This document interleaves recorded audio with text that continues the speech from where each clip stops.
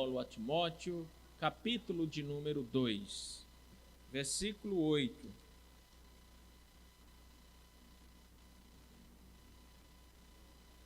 Segunda carta de Paulo a Timóteo, capítulo de número 2, apenas o versículo 8. 2 Timóteo 2, 8. A palavra do nosso Deus nos diz assim: lembra-te de Jesus Cristo, ressuscitado de entre os mortos, descendente de Davi, segundo o meu evangelho. Vamos orar. Pai amado e soberano Deus, glorificado seja o teu nome. Nós nesta hora, ó Deus, estamos desejosos de que o Senhor nos fale por meio da tua palavra. Acabamos de ler mais um relato de que o Senhor ressuscitou, ó Deus, e somos exortados a lembrar desta verdade. Portanto, nos abençoa o teu povo que aqui se reúne, para que, ó Deus, sejamos edificados com esta lembrança de que o nosso Redentor vive, porque ressuscitou de entre os mortos. Te louvamos em nome de Cristo Jesus, o nosso Salvador. Amém. Spurgeon, ele foi um dos maiores pregadores da história e talvez, ou certamente, o maior pregador do século XIX. E ele, falando sobre a ressurreição do nosso Senhor, ele escreveu o seguinte: como resultado de uma prolongada enfermidade, minha mente apenas é capaz de realizar a tarefa que tenho em minha frente. Na verdade, se alguma vez eu estive pretendido ter um pensamento e uma linguagem brilhante, teria fracassado no dia de hoje, pois me encontro quase no último grau de minha capacidade. Diante do pensamento de pregar esta manhã, unicamente fui confortado pela reflexão de que Deus bendiz a própria doutrina e não a forma com que possa ser expressa. Pois se Deus tivesse feito que o poder dependesse do pregador e do seu estilo, teria decidido que a ressurreição, a maior de todas as verdades, deveria ser proclamada por anjos e não por homens. Contudo, deixou de lado o serafim por uma das criaturas mais humildes. Depois que os anjos falaram uma palavra ou duas às mulheres, seu testemunho cessou.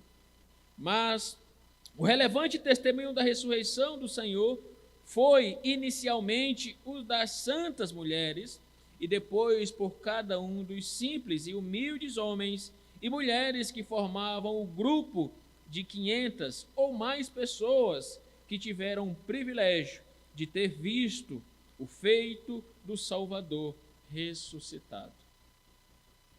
E também esta mensagem, em qual essas palavras estão registradas de Spurgeon, foi no dia como hoje, no mesmo dia 9 de abril.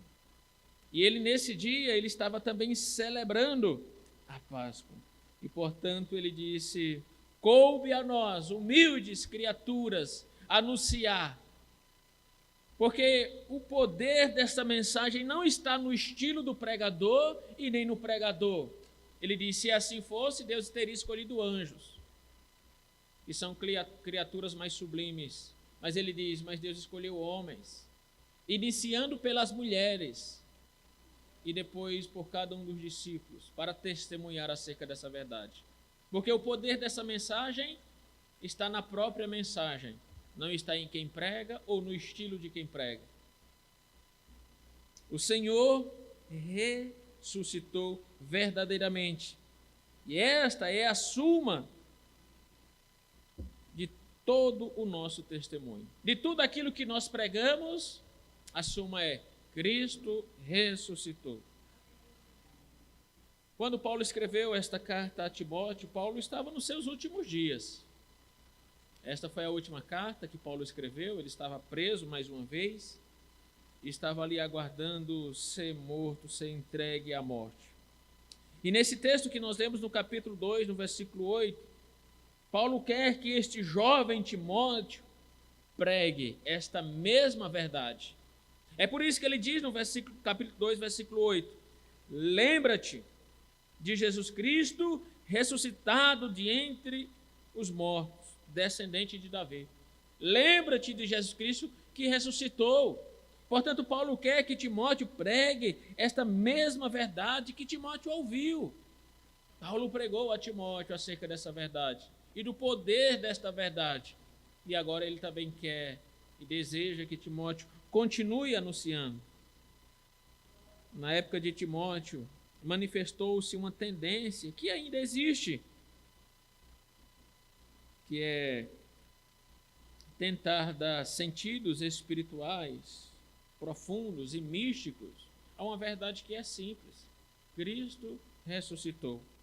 Os sábios estudiosos não se contentam com a verdade simples, mas eles tentam envolver em uma neblina aquilo que é um fato simples. Porque quantas vezes você encontra aí pessoas que querem dar uma espiritualidade, um misticismo a um fato que é simples: Cristo ressuscitou. E nós não precisamos colocar em volta nenhuma neblina que ofusque esta verdade, porque a verdade ela é poderosa em si mesma: Cristo ressuscitou.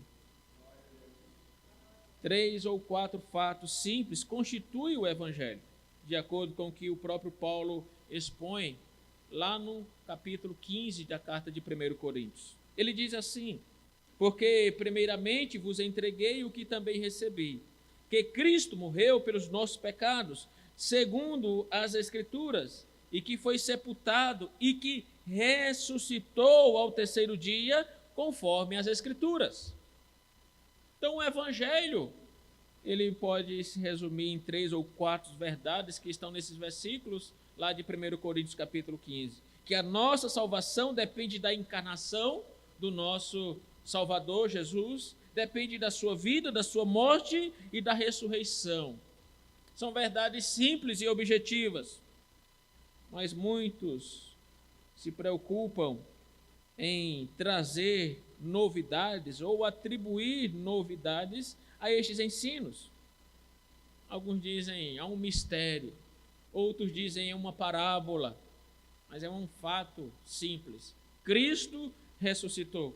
E entre estes que não se contentavam com uma verdade simples e tentavam espiritualizar, que tentavam trazer uma mensagem que eles diziam profunda, o que é uma mensagem simples: Cristo ressuscitou. Entre estes estavam 2 homens, chamados Himeneu e Fileto.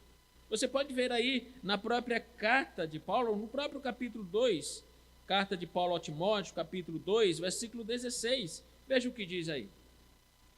2 Timóteo 2,16. Evita igualmente os falatórios inúteis e profanos, pois os que deles usam passarão a impiedade ainda maior. Além disso, a linguagem deles corrói como câncer, entre os quais se inclui Himeneu e Fileto. Estes se desviaram da verdade, asseverando que a ressurreição já se realizou, e estão pervertendo a fé a alguns.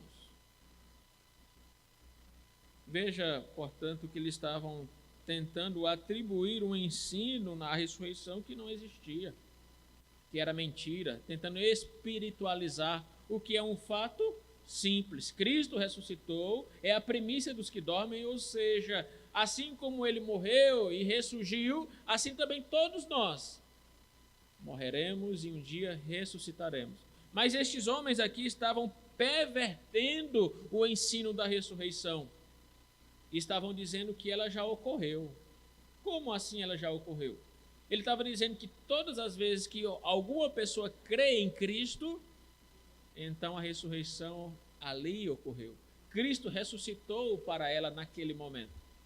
Então é nesse sentido que estes homens estavam dizendo que a ressurreição já ocorreu. E veja que Paulo diz aqui, novamente, no versículo de número 18, estes se desviaram da verdade.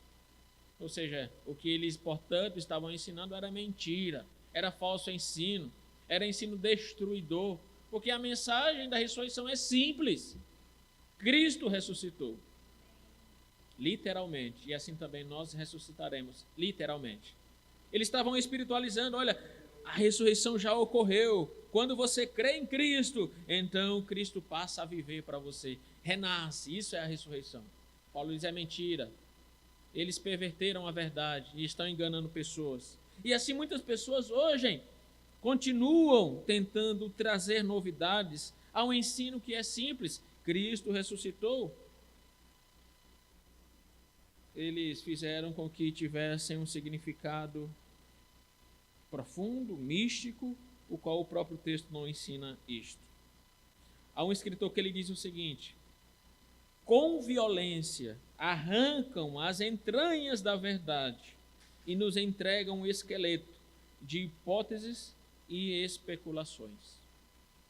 Assim são os falsos ensinos e as pessoas que se apegam a eles.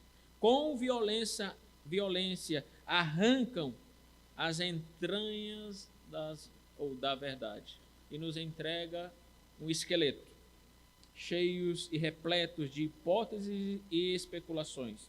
Então Paulo está aqui esperançoso que Timóteo continue firme na fé verdadeira. É por isso que no capítulo 2, versículo 8, ele disse, e leio novamente, lembra-te de Jesus Cristo ressuscitado de entre os mortos, descendente de Davi. Lembra-te que ele ressuscitou literalmente. Lembra-te que ele era homem, não era uma miragem, não era um espírito, um vulto, mas ele era ser humano descendente de Davi. Lembra-te dessa verdade, porque é uma verdade simples. Não seja como Himeneu e Fileto, aqui no versículo 17 e 18, que perverteram esta verdade, tentando atribuir um ensino à ressurreição que não existia. Então Paulo, nesse capítulo 2, versículo 8, e nós iremos aqui destacar pelo menos 2 pontos. Paulo nos pede expressamente para nos lembrar desta verdade. E este é o primeiro ponto desta manhã. Lembre-se desta verdade. Porque é isso que ele fala aqui. Lembra-te que Cristo ressuscitou. Lembra-te de Jesus Cristo, aquele que ressuscitou.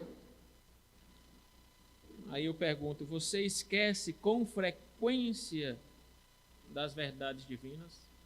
Ou frequentemente você se esquece das verdades divinas?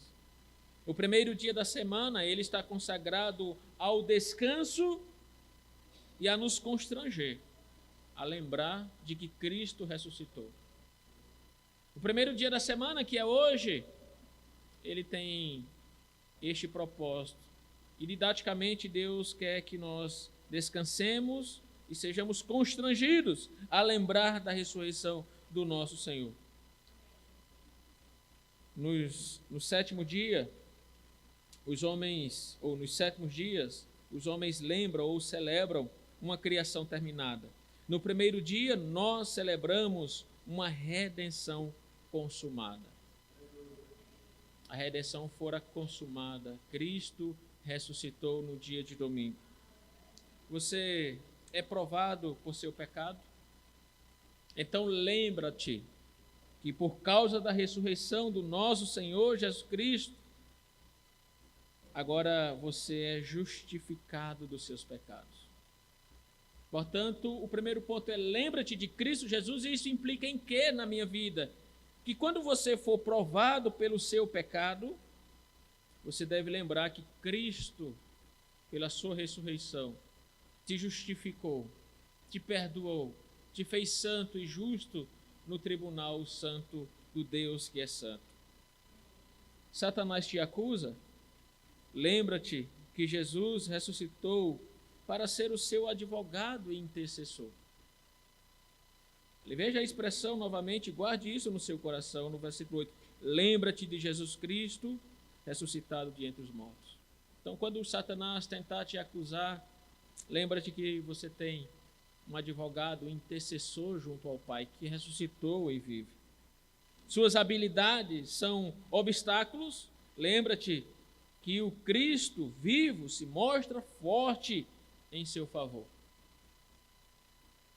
A morte lhe dá medo? Lembra-te que Jesus Cristo ressuscitou de entre os mortos e venceu o último inimigo chamado a morte.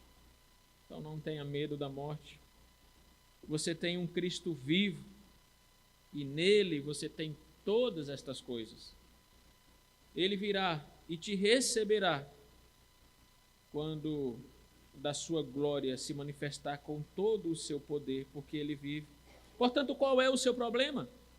Não importa qual seja, pois se somente você pensar e lembrar nesta verdade, de que Cristo vive, e ele vive cheio de poder, cheio de amor e cheio de simpatia para conosco. Não há preocupação que não seja dissipada quando nós trazemos à lembrança este fato. O meu Redentor vive. E ele vive cheio de poder, cheio de glória, cheio de bondade e misericórdia para comigo. E quais são os resultados desta lembrança? Porque o texto diz: lembra-te de Jesus Cristo ressuscitado de entre os mortos. E quais são os resultados disso? Primeiro, esta lembrança também nos ensina outras verdades. Primeiro, há outra vida. Há outra vida. A palavra de Deus diz assim: vou, pois, preparar lugar para vós. E se fui preparar lugar, voltarei outra vez e os levarei para mim, para onde eu estiver, vós também estareis. Lá em João, no capítulo de número 15. A Escritura também diz o seguinte: ainda por um tempo me vereis, e de novo um pouco me vereis, porque eu volto para o Pai.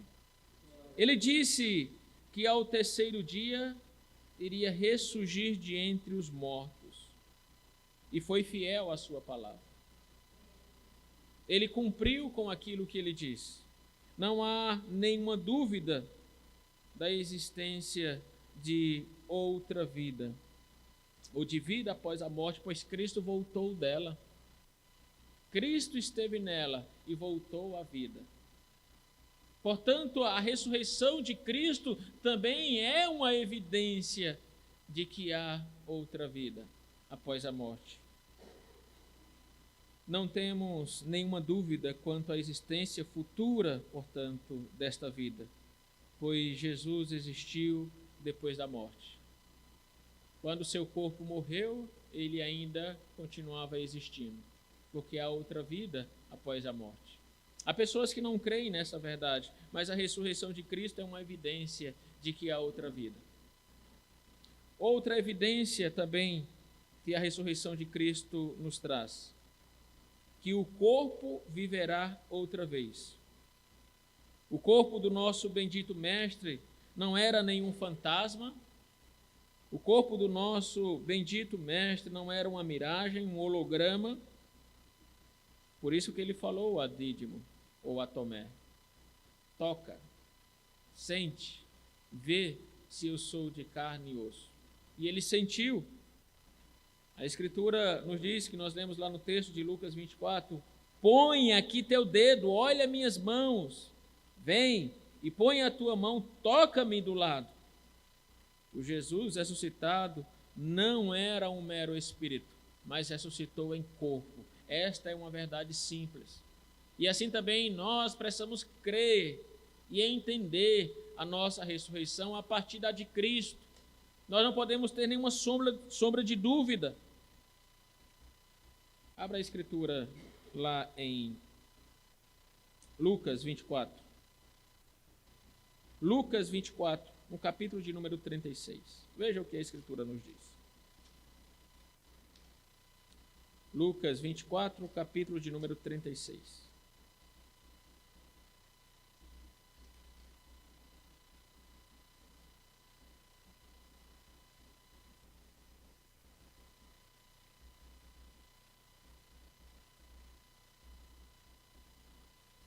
Diz assim a palavra de Deus: falavam ainda estas coisas quando Jesus apareceu no meio deles, Ele disse: paz seja convosco.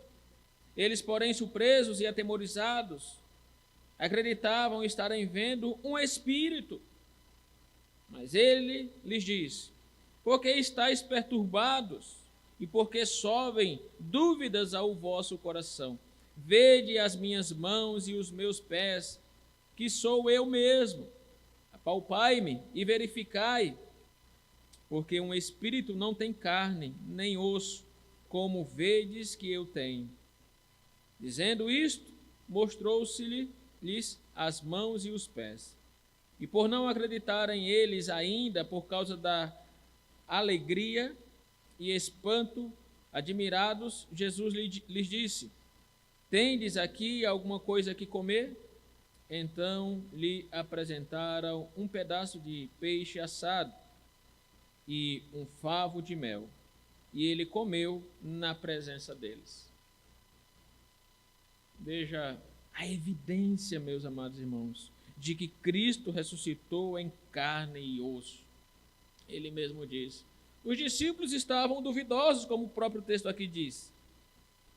Eles estavam ali achando que era um espírito, mas Cristo disse: aqui estão as marcas dos pregos, do chicote, dos açoites, da coroa de espinho. E quer uma outra evidência? Traz aqui comida. E ele comeu peixe, comeu mel. Espírito não come. Lembra quando Gideão também recebeu a presença do Senhor? Ele achou ali que era um homem, um varão. Depois ele achou que era um anjo. Depois ele fez a prova. Fica aqui, que eu vou ali buscar comida. Porque a ideia dele é: se comer é homem, se não comer é Deus que fala comigo. E ele trouxe bolo, ele trouxe um cozido e colocou lá na presença daquele que falava com ele. E o Senhor, naquela hora, tocou naquela comida e aquela comida foi consumida. E ele ali entendeu que não era um homem que falava com ele, mas era o próprio Senhor. E aqui nós temos justamente o contrário. Jesus Cristo está comendo para dizer: eu ressuscitei em carne e osso. Esta é uma evidência. Portanto, a ressurreição de Cristo também é uma evidência de que o nosso corpo viverá outra vez, como o corpo dele voltou à vida. Portanto, nós não podemos ter nenhuma sombra de dúvida quanto à ressurreição do nosso corpo, que voltará à vida como o de Cristo voltou. A ressurreição de Cristo dos mortos também foi um selo de todas as suas afirmações. Porque lembra quando ele falou lá aos discípulos a caminho de Emaús, que ele ensinou a respeito da sua morte e ressurreição desde Moisés, ou seja, desde o Pentateuco. Dizendo: desde lá vem sendo anunciado a minha morte e ressurreição. E a ressurreição dele é, de fato, o selo de todas as suas afirmações, que se cumpriram quando ele ressuscitou. Ele também disse: destruirei este templo e em 3 dias o levantarei. E a ressurreição dele é o cumprimento também daquilo que ele disse. Assim como Jonas também foi preso no ventre de um peixe por 3 dias e 3 noites, ele diz: assim também estará o Filho do Homem. E, portanto, ele mais uma vez, na sua ressurreição, ele cumpriu com a sua palavra. Como Jonas esteve 3 dias e 3 noites, assim também eu estarei. Mas ele voltou à vida, e voltou, como o próprio texto nos diz, em carne e osso. Abra a sua Bíblia lá em Atos, no capítulo 2. Versículo de número 23 e 24. Atos, capítulo de número 2, versículo 23 e 24. Ele ressuscitou, nos resgatou também do sepulcro. O nosso corpo voltará à vida como ele voltou a viver, porque ele venceu a morte e a morte não pôde o deter. Como ele poderia nos livrar da morte se o sepulcro tivesse detido o nosso Salvador? Veja o que o próprio texto aí nos diz no capítulo de número 2, versículo 23 e 24. Atos 2, 23 e 24.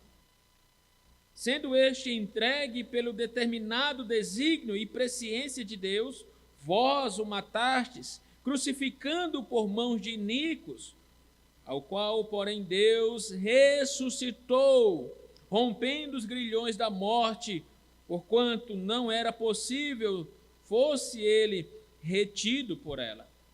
A morte não pode o reter. E não reteve o nosso Redentor. É por isso que agora nós somos assegurados de que nós também, apesar da morte física, mas ela não haverá de nos deter para todo sempre. Porque Cristo disse, aquele que crê em mim, ainda que morra, viverá.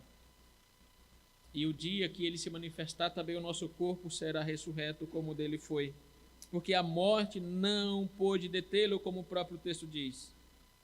Escutem o que a Escritura diz. Quem acusará os escolhidos de Deus? É Deus quem os justifica.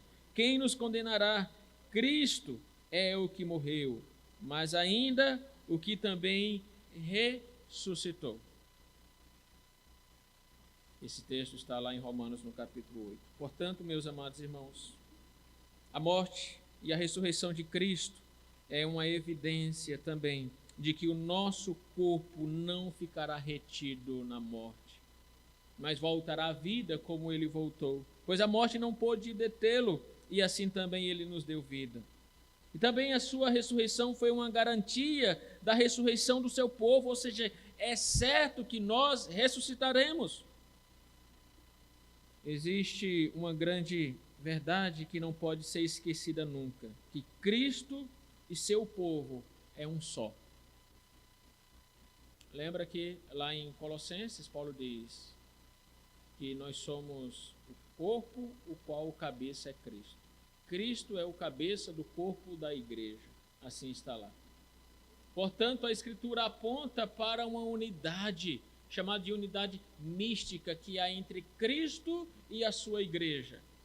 Lembra quando Paulo perseguia a igreja e quando ele estava ali em perseguição de cristãos, Cristo apareceu a ele e disse o quê? Paulo, por que me persegues? Mas perceba que, de uma maneira prática, ele não estava perseguindo Cristo, estava perseguindo a igreja. Mas Cristo e a igreja é uma unidade. É por isso que Cristo disse, por que me persegues? Ou seja, se você persegue a igreja, persegue a mim. Porque Cristo e a igreja participam do mesmo corpo, ou são um só corpo. Ele nos fez um corpo com ele. Portanto, a ressurreição de Cristo também foi uma garantia da ressurreição do nosso corpo. Porque se nós somos um com ele, como ele ressuscitou, nós também ressuscitaremos. Porque ele vive e nós também vivemos. Diante destes ensinos que o próprio texto aqui nos traz, da lembrança que nós devemos ter da ressurreição do nosso Redentor, lembra-te de Jesus Cristo, aquele que ressuscitou de entre os mortos. E os resultados disso, nós queremos fazer algumas aplicações para encerrar a nossa meditação nesta manhã. Primeiro, que o Evangelho é o Evangelho de um Salvador vivo.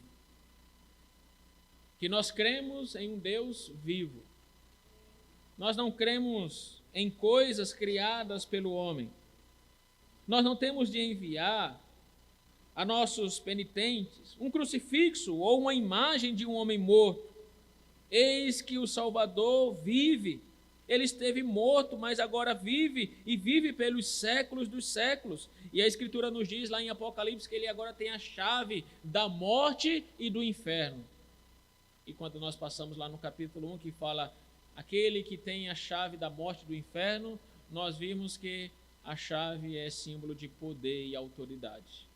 O texto, portanto, está nos dizendo, ele agora tem poder e autoridade sobre a morte e sobre o inferno. Porque o nosso Redentor vive. Contemplem nele um Salvador vivo e acessível, que está na glória, mas está conosco. Veja que paradoxo maravilhoso. Ele está lá, mas está aqui. Isso é maravilhoso. Ele está em todos os lugares, mas para o seu povo ele está com misericórdia e com bondade. Portanto, todos esses ensinos aqui nos faz contemplar um Deus maravilhoso, que enviou o seu próprio Filho para morrer e ressuscitou. E quando ressuscitou, passou a viver e viver eternamente. E é esse Cristo que nós adoramos, e Ele é o nosso Redentor. É por isso que Ele agora pode dizer: vinde a mim, todos que estáis cansados e oprimidos, e eu vos farei descansar. Ele também pode nos salvar, se nós crermos nele, crermos de todo o coração. Se você quer ter vida e vida em abundância e quer viver eternamente, creia neste Cristo que vive. Percebam que o nosso Redentor, ele é poderoso, pois aquele que teve o poder de ressuscitar a si mesmo dos mortos, ele tem poder para também nos voltar ou nos fazer voltar à vida. Lembra que ele falou a Nicodemos? Nicodemos, é necessário nascer de novo. E ele, poderoso que é, ressuscitou a si mesmo, também nos faz ressuscitar espiritualmente, ou seja, nos dá vida. É claro que, lembre-se, a nossa ressurreição também é literal, mas espiritualmente também a Bíblia usa essa linguagem de que nós mortos estávamos sem Cristo, mas agora em Cristo passamos a viver, porque Ele nos deu vida quando nós cremos nele. Há um escritor que ele escreveu um livro que é o seguinte, o título, ou era, né? Foi atualizado o título, mas o título era o seguinte: A Morte da Morte na Morte de Cristo. A morte da morte na morte de Cristo. Ou seja, que Cristo matou a morte quando morreu. Portanto, a morte está morta para nós, para todos aqueles que creem em Cristo Jesus. Se você morreu com Cristo, ou seja, seus pecados foram mortos, também Paulo, escrevendo aos Colossenses, ele diz também que agora fomos ressuscitados com ele, e ressuscitados para a vida. Aquele que do sepulcro passou a viver, também fez com que todos aqueles que nele crê passem a viver. A ressurreição do nosso Senhor Jesus Cristo é uma mensagem simples. É uma mensagem de Deus que se encarnou, que padeceu das nossas dores, que sofreu toda a nossa culpa, que morreu lá na cruz, e morreu pelas nossas culpas, morreu pelos nossos pecados, mas ao terceiro dia ressuscitou, vencendo a morte, porque a morte não pôde detê-lo. E todos aqueles que nele crê passam a viver espiritualmente novamente. E um dia também ressuscitará, como Cristo ressuscitou. Qualquer coisa fora disso é ensino de homens, não das Escrituras, pois a Escritura nos aponta um Cristo vivo, não um Cristo na cruz. É por isso que nós olhamos para a cruz e a enxergamos vazia. Nós olhamos para o sepulcro e ele está vazio. Peguem os líderes das outras religiões, você encontra lugares para ser visitados. As pessoas visitam, fazem peregrinação a lugares em todo o mundo buscando esses líderes religiosos. Aqui está o sepulcro, mas o de Cristo estava vazio. Aquelas mulheres viram e foram proclamadas ou conclamadas a anunciar, porque o anjo disse: anunciem aos discípulos esta verdade. E nós também somos chamados a anunciar estas verdades, que o nosso Cristo ressuscitou de entre os mortos, e nós adoramos a um Deus que vive e vive eternamente. Louvado seja o nosso Deus. Nós iremos, amados irmãos, entoar agora o hino de número 273 do Inário Novo Cântico.